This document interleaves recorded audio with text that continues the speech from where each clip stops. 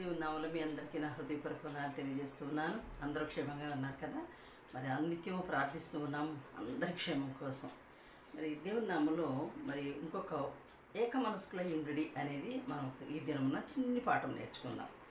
మరి పేతురు రాసిన మొదటి పత్రిక 3వ అధ్యాయము 8-9 వచనాలు చదువుకున్నట్లయితే చూడండి, చదివి వినిపిస్తాను.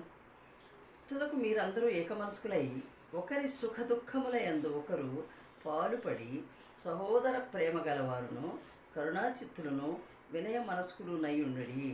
ఆశీర్వాదమునకు వారసులవుటకు మీరు పిలువబడితిరి గనుక కీడుకు ప్రతి కీడైనను దూషణకు ప్రతి దూషణ అయినను చేయక దీవించుడి. హల్లెలూయా, దేవుని స్తోత్రం కలుగును గాక. చూడండి, మీరందరూ ఏక మనసు కలిగి ఉండాలి అంటాడు.